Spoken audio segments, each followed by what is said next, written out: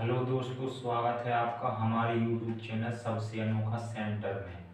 आज हम लोग प्रश्नावली 2.2 में लगने वाले अवगृहीत और प्रमेयों को पढ़ेंगे। ठीक है, हम अवगृहीत 6.3, 6.4 और प्रमेय 6.2, 6.3, 6.4, 6.5, 6.6 को पढ़ेंगे और समझेंगे। ठीक है, इन्हें पढ़ने के बाद में हम प्रश्नावली स्टार्ट करेंगे, जिससे कि आपको प्रश्नावली समझ में आएगी। यदि ये नहीं पढ़ेंगे तो हमें प्रश्नावली के सवालों में दिक्कत जाएगी। तो देखिएगा, इन्हें समझने से पहले आपको एक चीज समझनी होगी, जिसके माध्यम से हमें प्रमेय और अवगृहीत समझ में आएंगी।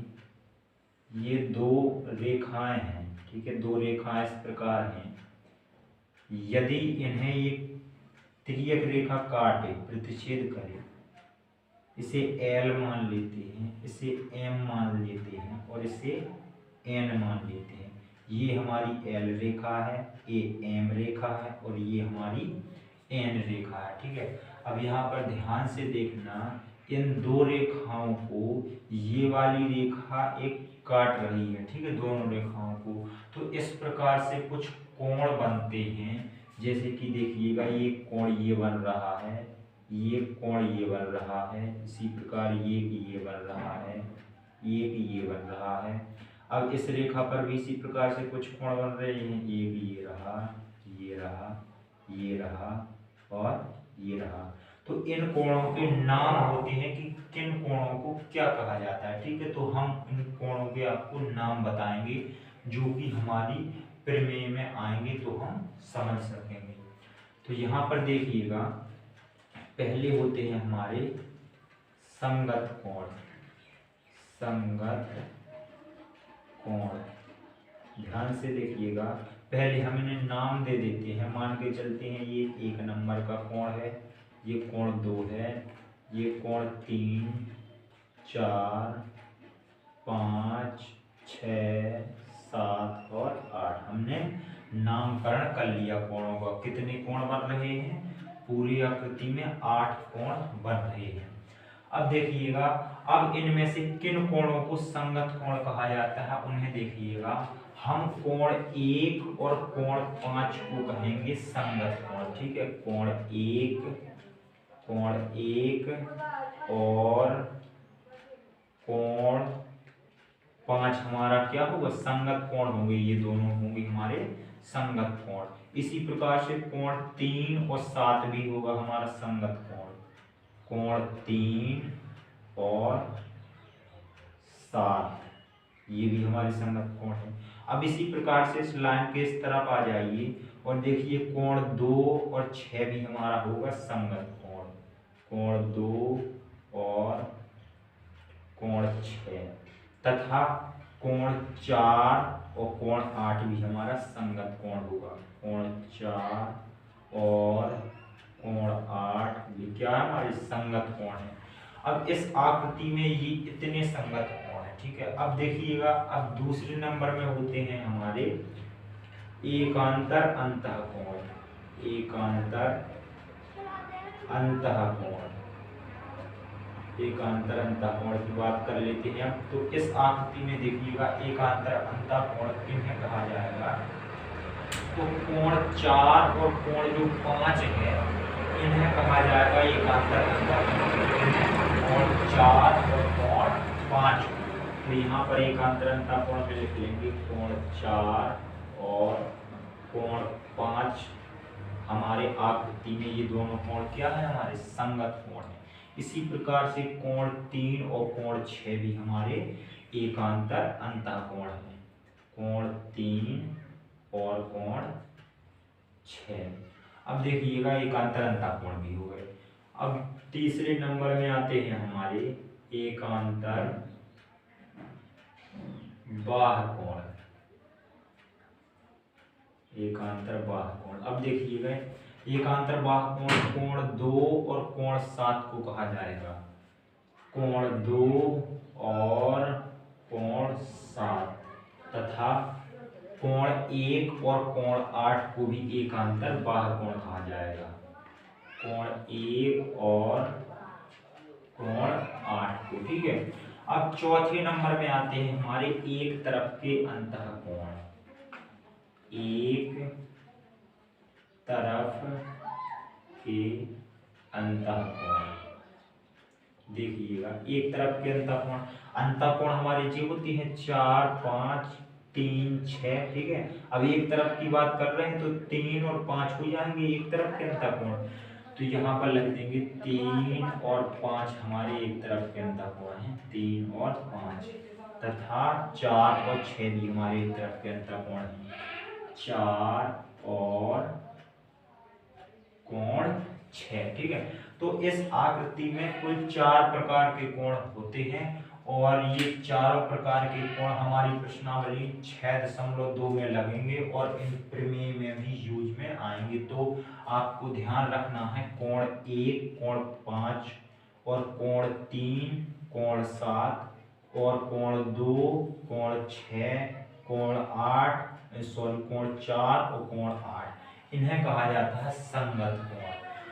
और कोण 3, 6 और 4 और 5 को क्या कहा जाता है? एकांतर अंतःकोण। इसी प्रकार से एकांतर बाह्य कोण, कोण 1, कोण 8 और कोण 2, कोण 7। अब एकांतर बाह्य कोण हो, एक तरफ के अंतःकोण ये है कोण 3, 5, 4 और 6। ठीक है, तो 4 प्रकार के कोण होते हैं, संगत कोण, एकांतर अंतःकोण, एकांतर बाह्य कोण और एक तरफ के अंतःकोण। ठीक है, अब प्रमेय को देख लेते हैं और अभिप्रीतों को भी समझ लेते हैं। तो देखिएगा अभिप्रीत 6.3 क्या है हमारी, यदि एक तिर्यक रेखा दो समांतर रेखाओं को प्रतिच्छेद करे तो संगत कोणों का प्रत्येक युग्म बराबर होता है। क्या कह रही है हमारी अभिप्रीत कि यदि दो समांतर रेखाओं को एक तिर्यक रेखा प्रतिच्छेद करे, लेकिन रेखा कैसी होनी चाहिए? दो रेखाएं जिनको तिर्यक रेखा प्रतिच्छेद करेंगी वो दोनों रेखाएं समांतर होनी चाहिए। ठीक है, और उन्हें एक तिर्यक रेखा प्रतिच्छेद करे तो संगत कोणों का हर एक युग्म यानी कि प्रत्येक युग्म बराबर होता है। तो उदाहरण के माध्यम से समझ लेते हैं। मान के चलते हैं ये एक हमारी रेखा है एल मान ली, और ये एक और रेखा है, इसे हमने एम मान लिया, और ये दोनों कैसी रेखा है? समांतर है यदि, और इन्हें एक तिर्यक रेखा प्रतिच्छेद कर रही है, इसे हमने एन मान लिया। ठीक है, तो देखिएगा हमारी प्रमेय क्या कहना चाह रही है। तो यदि जो हमारी एल और एम रेखाएं हैं, एल एम समांतर हैं ये दोनों, तो हमारा क्या होगा? तो हमारे संगत कोणों का प्रत्येक युग्म बराबर होगा। ठीक है, पहले कोणों के नाम दे देते हैं। तो यहाँ पर देखिए ये हमारा कोण 1 रहा, ये हमारा कोण 2 रहा, इसे हमने 3 मान लिया, इसे 4 मान लिया, इसे 5, इसे 6, इसे 7 और इसे हमने 8 मान लिया। ठीक है, आप किसी भी प्रकार से मान सकते हैं, इसी में कोई क्रम का महत्व नहीं है कि इसे ही 1 मानना है, इसे 2 मानना है, किसी भी प्रकार से मान सकते हैं। अब देखिएगा यदि हमारी एल और एम दोनों रेखा क्या है? समांतर है, तो संगत कोण हम जानते हैं 1, 5, 2, 6, 3, 7, 4, 8 ये हमारे संगत कोण होते हैं। तो इनका प्रत्येक युग्म बराबर होगा। ठीक है, इस आकृति में 4 युग्म होते हैं, देखिएगा 1 और 5, तो हमारा 1 बराबर होगा 5 के, तथा 3 बराबर होगा 7 के, कोण 3 बराबर होगा 7 के, यानी कि जितने भी संगत कोणन के युग्म हैं वे सब क्या होंगे? आपस में बराबर होंगे। 1 और 5 संगत कोण होते हैं तो इन्हें बराबर कर दिया, 3 और 7 भी संगत कोण होते हैं, ये भी बराबर कर दिए। जितने भी संगत कोण होंगे सब बराबर हो जाएंगे यदि समांतर रेखाएं दोनों। तो 2 और 6 भी संगत कोण होते हैं तो ये भी बराबर हो जाएंगे, 2 बराबर 6, और तथा 4 बराबर 8 हो जाएगा, कोण 4 बराबर कोण 8। ठीक है, तो ये 6 दशमलव हमारी 3 अभिव्यक्ति और ये इस प्रकार से है कि दो रेखा समांतर है, उन्हें एक तिर्यक रेखा प्रच्छेद कर देती है, तो हमारे संगत कोणों के सभी युग्म क्या होंगे, बराबर होंगे। अब देख लेते हैं 6.4 अवगृहीत। 6.4 अवगृहीत है हमारी, यदि एक तिर्यक रेखा दो रेखाओं को इस प्रकार प्रच्छेद करे कि संगत कोणों का एक युग्म बराबर है तो दोनों रेखाएं परस्पर समांतर होती हैं। ये वाली जो हमारी अवगृहीत है, इस अवगृहीत की जस्ट उल्टी है, ठीक है। कैसी उल्टी है, इसमें हमें दो समांतर रेखाएं दे रखी थी और दो समांतर रेखाओं को एक तिर्यक रेखा प्रच्छेद कर रही थी। इस वाली अवगृहीत में दो रेखाएं तो दे रखी हैं, लेकिन उन्हें नहीं बताया गया कि ये रेखाएं कैसी हैं, समांतर हैं या नहीं है। तो दो रेखाएं किसी भी प्रकार से ऐसी होंगी, लेकिन जरूरी नहीं है वे समांतर हों, तो और उन्हें एक तिर्यक रेखा प्रच्छेद करती है और उनका संगत कोणों का एक युग्म बराबर हो जाता है, तो फिर हमारी जो ये रेखाएं होंगी वे क्या हो जाएंगी, समांतर हो जाएंगी। यानी जो हमारी अभी 6.4 है वह समांतर रेखा सिद्ध करने के लिए है। तो उदाहरण के माध्यम से समझ लेते हैं। उदाहरण ले लेते हैं पहले उदाहरण। इसी प्रकार से हम दो रेखा बना लेते हैं, जैसे हमने पहले बनाई थी इस प्रकार से। इसे एल एम और एक रेखा प्रच्छेद करते हुए बनाते हैं, इसे मान लेते हैं एन।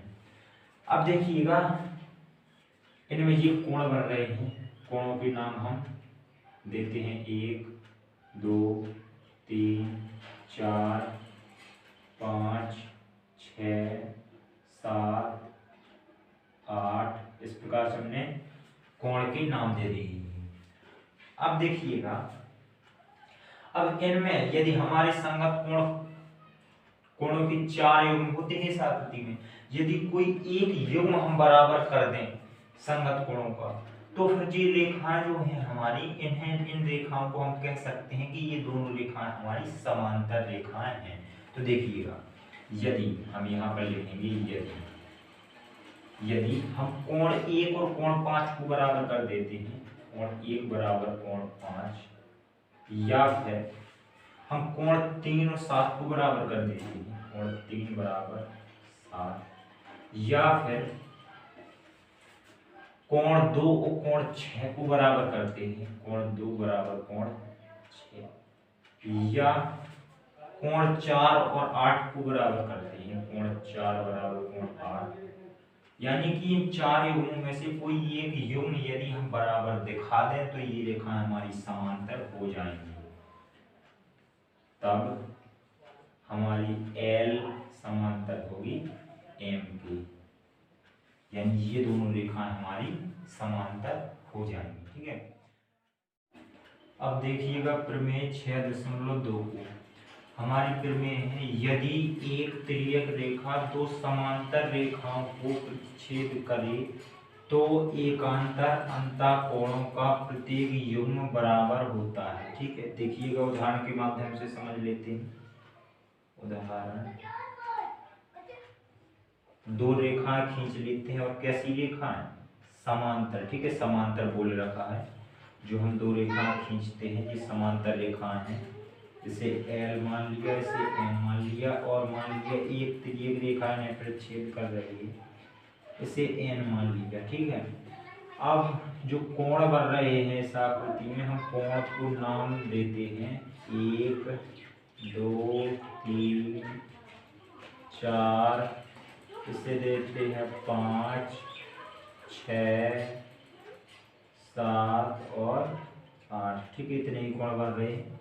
अब इनमें एकांतर अंतःकोण कौन से होते हैं, 4 और 5, 3 और 6, यानी कि इसमें दो युग्म एकांतर अंतःकोणों के होते हैं। तो यदि इस प्रमेय के अनुसार यदि ये दोनों रेखाएं हमारी समांतर हैं तो ये दोनों युग्म क्या होंगे, एकांतर अंतःकोणों के दोनों युग्म बराबर होंगे, ठीक है। देखिएगा, यदि हम कह लें जो हमारी दो रेखाएं L और M हैं ये दोनों समांतर हैं, तो हमारे एकांतर अंतःकोणों का प्रत्येक युग्म बराबर होगा, यानी कि कोण 4 बराबर होगा कोण 5 के, कोण 4 बराबर होगा 5 के, और इसी प्रकार से कोण 3 बराबर होगा कोण 6 के। कोण 3 बराबर हो जाएगा कोण 6 के। तो ये थी प्रमेय हमारी 6.2। यदि दो समांतर रेखाओं को एक तिर्यक रेखा प्रतिच्छेद करती है तो एकांतर अंतःकोणों का प्रत्येक युग्म बराबर होता है। ठीक है, ये रहा। अब देख लेते हैं 6.3। यदि एक तिर्यक रेखा दो रेखाओं को इस प्रकार प्रतिच्छेद करे कि एकांतर अंतःकोणों का एक युग्म बराबर है तो दोनों रेखाएं परस्पर समांतर होती हैं। इसमें समांतर नहीं बोल रखा है कि समांतर रेखाएं हो, हमें सिद्ध करना है कि समांतर हैं। यानी कि यदि दो रेखाएं हैं उन्हें एक तिर्यक रेखा प्रतिच्छेद करती है और इस माध्यम से मतलब जो तिर्यक रेखा प्रतिच्छेद करती है तो यदि उनके एकांतर अंतःकोणों में दो युग्म होते हैं आकृति में, यदि एक युग्म बराबर हो जाए तो फिर जो दोनों रेखाएं हैं ये वाली हमारी वो क्या होगी, हमारी समांतर होगी। जब पता ना हो कि ये समांतर है, जब पता हो कि ये समांतर है तो फिर हमारे एकांतर अंतःकोण का हर युग्म बराबर होता है। यहाँ उदाहरण के माध्यम से समझ लेते हैं। उदाहरण, दो रेखा बनाते हैं इस प्रकार से, ये एक प्रतिच्छेद कर रही है एल एम, इसे एन मान लिया, नाम देते हैं 1 2 3 4 5 6 7 और 8। अब देखिए, यदि हमारा कोण 4 कोण 5 के बराबर हो जाए, कोण 4 बराबर 5, या फिर कोण 3 कोण 6 के बराबर हो जाए, कोण 3 बराबर हो जाए कोण 6 के, तो हम कह सकते हैं कि जो एल एम है वे समांतर है। तो एल एम समांतर होंगे। ठीक है, तो ये थी हमारी प्रमेय 6.3। अब देख लेते हैं प्रमेय 6.4 को। तो हमारी प्रमेय है, यदि एक तिर्यक रेखा दो समांतर रेखाओं को प्रतिच्छेद करे तो तिर्यक रेखा के एक ही ओर के अंतःकोणों का प्रत्येक युग्म संपूरक होता है। तो संपूरक का मतलब होता है 180 अंश। देखिएगा, उदाहरण लेते हैं और इस प्रमेय को समझते हैं।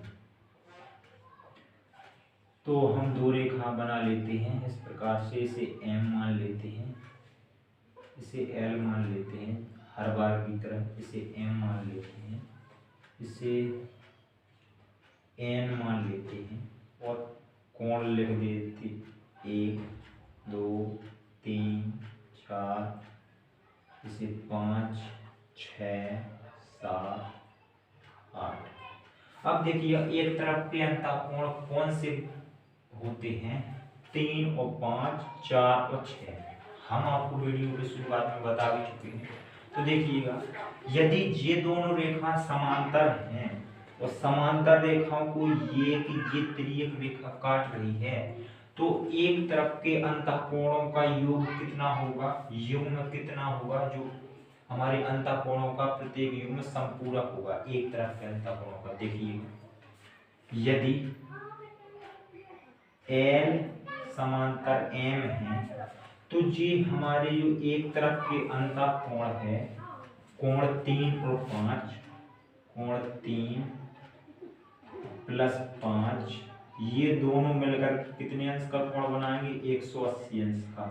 यानी कि इनका युग्म क्या होगा, संपूरक होगा। इसी प्रकार से 4 और 6 भी, तथा कोण 4 प्लस कोण 6 भी कितने अंश का कोण बनाएंगे, 180 अंश का। तो ये प्रमेय बस इतनी थी कि यदि दो रेखा समांतर हैं, उन्हें एक तिर्यक रेखा प्रतिच्छेद करती है तो एक तरफ के अंतःकोणों का युग्म कितना होता है, 180 अंश, यानी कि संपूरक होता है। इसी प्रकार से इस तरफ के अंतःकोणों का युग्म कितना होगा, 180 अंश होगा। ठीक है, अब देखिएगा प्रमेय 6.5। यदि एक तिर्यक रेखा दो रेखाओं को इस प्रकार प्रतिच्छेद करे कि तिर्यक रेखा के एक ही ओर के अंतःकोणों का एक युग्म संपूरक है तो दोनों रेखा परस्पर समांतर होती हैं। देखिएगा उदाहरण,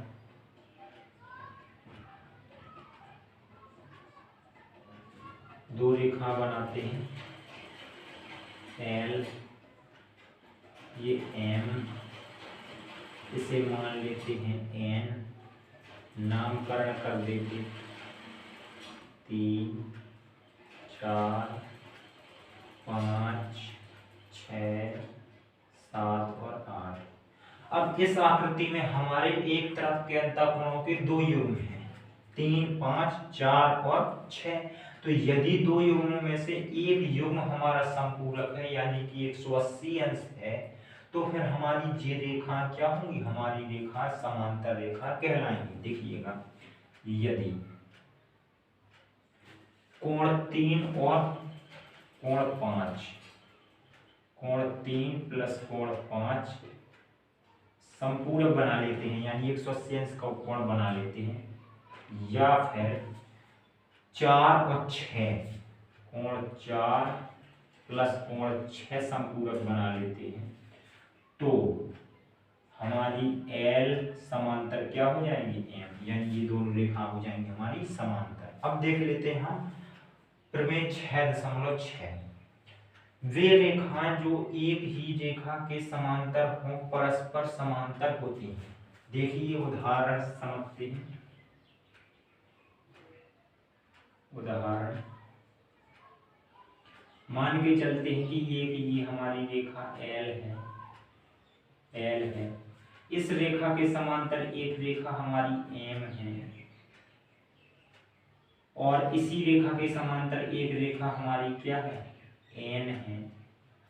यानी कि यदि हमारी एल के समांतर एम है, एल एम समांतर है, तथा हमारी एल एन समांतर है, कहने का मतलब है हमारी एल रेखा के समांतर एम है और एल ही के समांतर एन है, मतलब एक ही रेखा के समांतर दो रेखाएं हैं, तो फिर जी आपस में सब समांतर होंगी यानी कि परस्पर भी समांतर होंगी। अगर ये एक ही रेखा के समांतर हैं तो हम क्या लिख सकते हैं, तो ये परस्पर समांतर होंगी यानी कि एल एम समांतर होगा तथा एम एन समांतर होगा, एल एन समांतर होगा, यानी कि आपस में ये तीनों क्या हो जाएंगे, समांतर हो जाएंगे। तो ये थी हमारी प्रमेय 6.6।